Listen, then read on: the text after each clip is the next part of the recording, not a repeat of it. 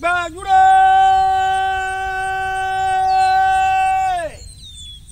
àsán lọ́jọ́ àgẹ́gbà àjúre. Ọdún sáré títí ọdún wọn ò bọ́dún oṣù rìn gbẹ̀rẹ̀gbẹ̀rẹ̀ wọn ò kó oṣù lọ́nà.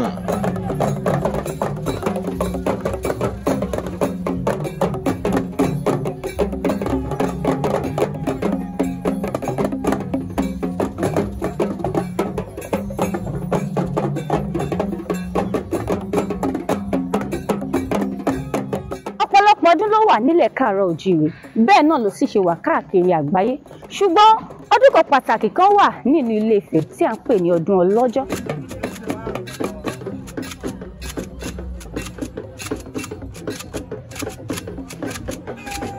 Ọdún ọlọ́jọ́ is a celebration in Ile-Ife ní ìrántí ojúmọ́ àkọ́kọ́, the dawn of the first day in human history. This celebration lends credence to the belief that Ife, Ibi Ojumo Ti n Mo Wa, is the cradle of human existence, especially for the people known as Yorùbá today.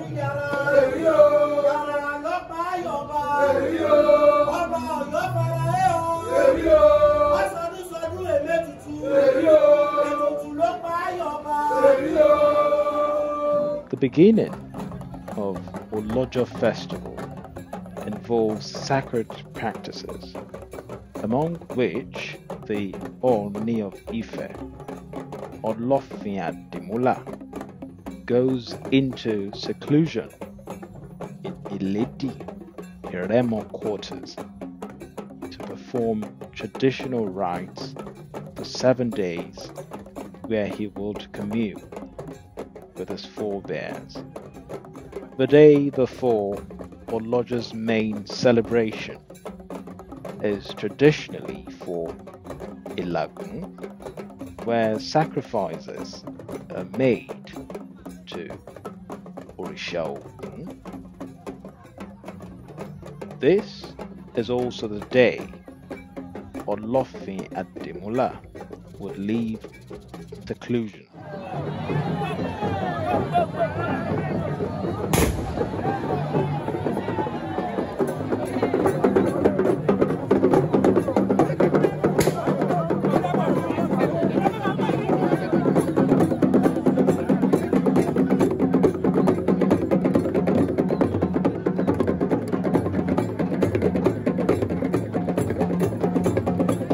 Ọdún Ọlọ́jọ́ has remained popular for its myth in Ile-Ife and its significance to the cultural identity of the Yorùbá people.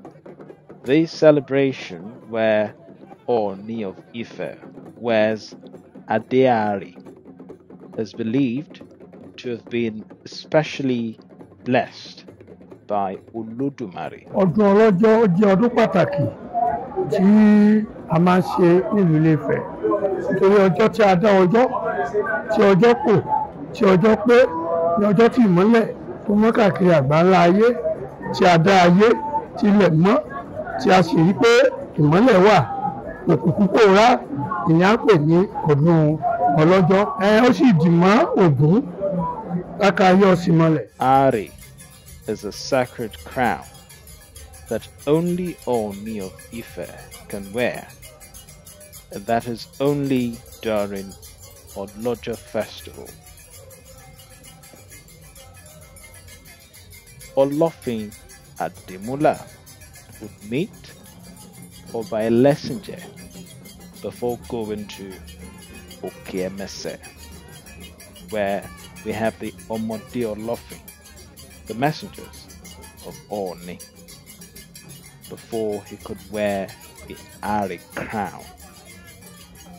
There is a deep tie between the sacred Ari crown and Ogun due to the crown's iron component, and it must be brought before Ogun at Okemogun in Ile-Ife on each Olojo Festival.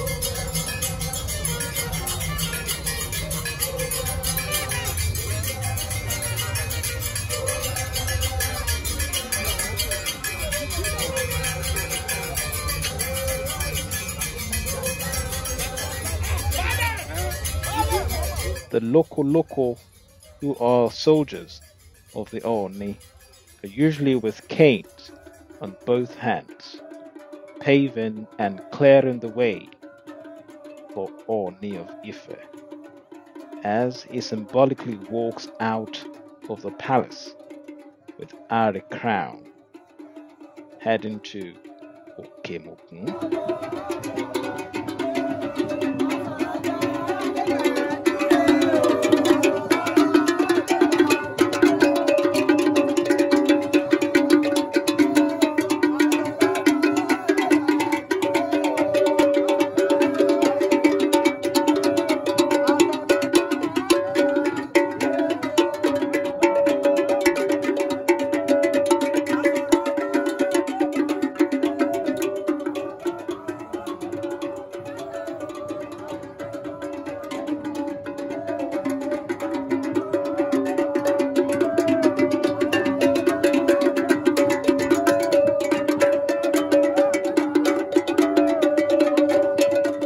Among the Irumole, Ogun, the Olulana, is revered for creating pathways in the traditional Yoruba belief, and he is celebrated during Olojo for clearing the path for the first dawn.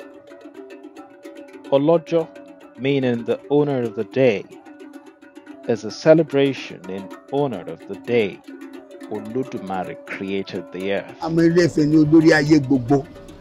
Ibẹ̀ ni ọjọ́ ti là. Ibẹ̀ ni gbogbo àwọn àtòyìnbó pàápàá dé àwọn èdùdú Ile-Ife ni wọ́n ti lọ.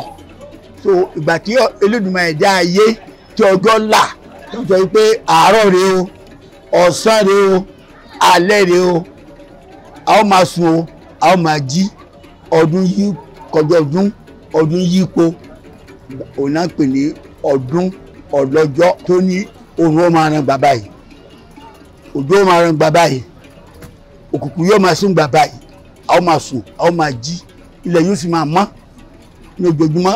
À ń ṣe ọlọ́jọ́ kí ọlọ́jọ́ òní jẹ́ ká lówó, ká lọ́mọ, ká láyọ̀, ká ní ire gbogbo.